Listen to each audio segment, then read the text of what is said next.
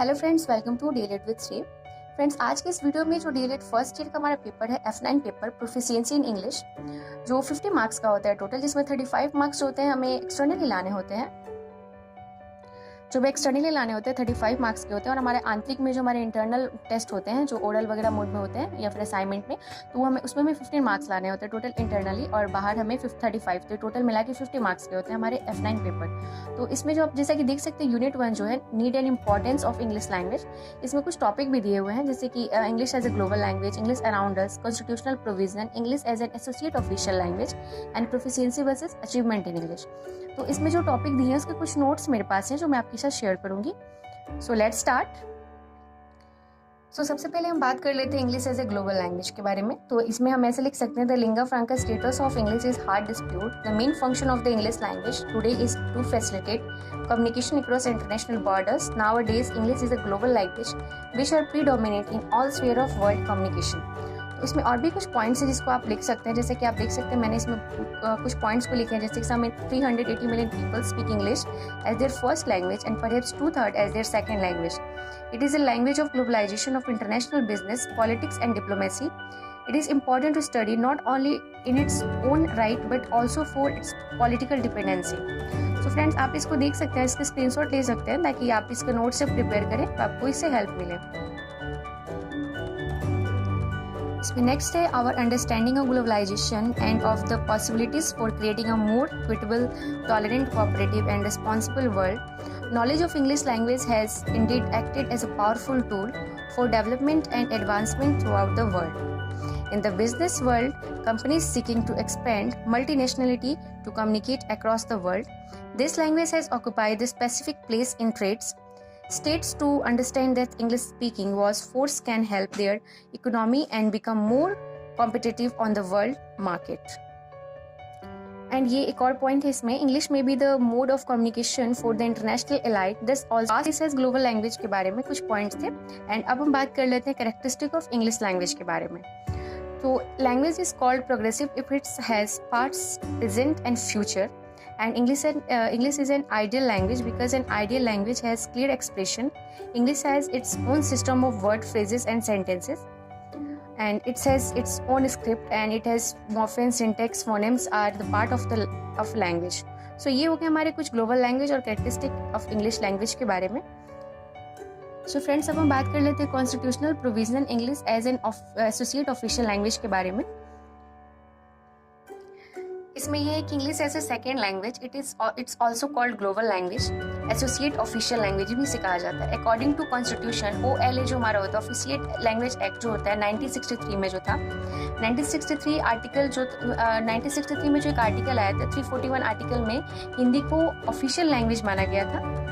And इसी में 342 में इंग्लिश को एसोसिएट ऑफिशियल लैंग्वेज माना गया था, अर्थात जहाँ हिंदी प्रयोग होगा वहाँ इंग्लिश भी होगा. सो ये था हमारे कुछ पॉइंट इसमें proficiency versus achievement in English के बारे में कि आखिर ये क्या है. सो इसको देख लेते हैं कि क्या है. So proficiency versus achievement in English में सबसे पहले हम इसके डेफिनेशन को जान लेते हैं कि आखिर कहते हैं कि इसको प्रोफिशिएंसी और अचीवमेंट. तो प्रोफिशिएंसी ये हो जाता है कि proficiency is the ability to do something very well. And second जो हमारा अचीवमेंट है, तो achievement means how well students have learn और what we expect them to know. तो जो हमारा प्रोफिशिएंसी होता है इसको हम लोग हिंदी में बोलते हैं प्रवीणता, एंड अचीवमेंट जो होता है उसको बोलते हैं उपलब्धि. तो ये हो गया अचीवमेंट जो हमारा दिया हुआ है इसमें जो पॉइंट है कि achievement means how well student. तो इसका मतलब ये हो जाता है, इसका मीन्स हो जाता है कि छात्रों ने कितनी अच्छी तरह से किसी चीज़ को जाना और हम उनसे क्या उम्मीद करते हैं और जानने की, है ना. और फिर इसमें सेकंड पॉइंट होता है an achievement test measure knowledge of specific information what a person knows.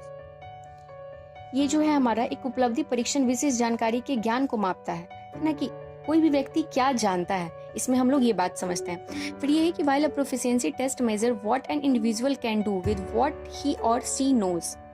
और ये जो हमारा प्रोफिशिएंसी है ये मापता है कि जो व्यक्ति जो भी कुछ जानता है वो उसके साथ क्या करता है, इसका मतलब एक तरीके से कहाँ वो यूज करता है. सो ये हो गया हमारा अचीवमेंट. ये करता है कि ये मापता है कि देखता है कि उसको कहाँ मतलब क्या जानता है और उसको कितना ज्ञान है, इन सभी चीजों को मापता है, परीक्षण करता है. ये एक विशिष्ट जानकारी वो करता है, परीक्षण करता है. और हमारा जो ये प्रोफिशिएंसी हो गया, ये प्रोफिशिएंसी क्या होता है, मापता है कि उस जो जानता है उसके साथ वो क्या कर सकता है.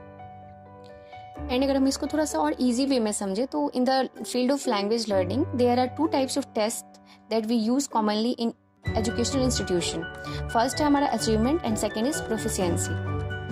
ये जो हमारा पॉइंट है इसके मीन्स को हम लोग इस तरीके से समझ सकते हैं कि जो भाषा सीखने के जो क्षेत्र में होते हैं हमारे 2 प्रकार के परीक्षण होते हैं जो जिनका उपयोग हम लोग आमतौर पर शिक्षण संस्थानों में करते हैं. जो पहला जो हमारा प्रकार है उपलब्धि है एंड दूसरा हमारा क्या है, प्रवीणता है.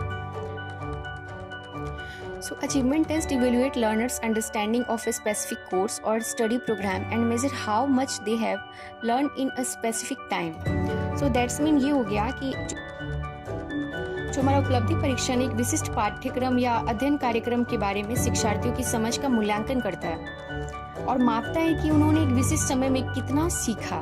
ये जो हमारा अचीवमेंट होता है ये इस तरीके से मापता है कि उन्होंने एक विशिष्ट समय में कितना उस चीज को सीखा. For example, at the end of chapter or at the end of a course, etc., to specify their weak points of strength. That's mean कि एक अध्याय के अंत में या एक पाठ्यक्रम के अंत में उसके कमजोर बिंदुओं तक जो हमारे उसके ताकत निर्देशित जो पॉइंट होते हैं उसको मापना. सो ये थे हमारे कुछ अचीवमेंट के पॉइंट्स. आई होप इससे आपको हेल्प हुआ होगा. एंड जो सेकेंड ये हमारा है प्रोफिशिएंसी के बारे में, प्रवीणता के बारे में. सो प्रोफिशिएंसी टेस्ट जो होता है measure how much learners are able to use the knowledge और skills they have learn in real time situation and these test evaluate the learners level of knowledge और skills in a specific area. So that's mean कि जो हमारे प्रवीणता परीक्षण में ये मापता है कि शिक्षार्थियों ने जो वास्तविक समय की स्थिति में जो भी ज्ञान सीखे, जो भी कौशल सीखे, उसका कितना उपयोग करने में वो सक्षम है. एंड जो हमारा जो सेकंड पॉइंट है, in the other words the proficiency test is an evaluation of how well a person can use language to communicate in real life. That's mean कि जो हमारा प्रवीणता जो है, हमारा प्रोफिशिएंसी है, जो इस बात का मूल्यांकन करती है कि कोई व्यक्ति वास्तविक जीवन में संवाद करने के लिए यानी बातचीत करने के लिए भाषा का कितना अच्छा उपयोग कर सकता है. इसका मतलब ये हो गया. सो फ्रेंड्स, ये थे कुछ हमारे यूनिट 1 के point. So friends, I hope so इससे आपको कुछ हेल्प मिला होगा. एंड वीडियो आपको अच्छी लगी हो तो लाइक शेयर सब्सक्राइब जरूर करें, अपने फ्रेंड्स के साथ ज़्यादा से ज़्यादा शेयर करें. एंड फ्रेंड्स, इसमें मैं आपको एक और बात बताना चाहती थी, जैसे कि जो एक आपने देखा एक टॉपिक जो था हमारे पास, English as a global language, एक ये point and the proficiency versus achievement in English, ये जो हमारे 2020 में जो फर्स्ट ईयर के पेपर हुए थे 19-21 सेशन के, उसमें ये दोनों क्वेश्चन सेम टू सेम आए थे. जैसे मैं आपको भी दिखा भी देती हूँ, ये हमारे पास फर्स्ट ईयर के पेपर.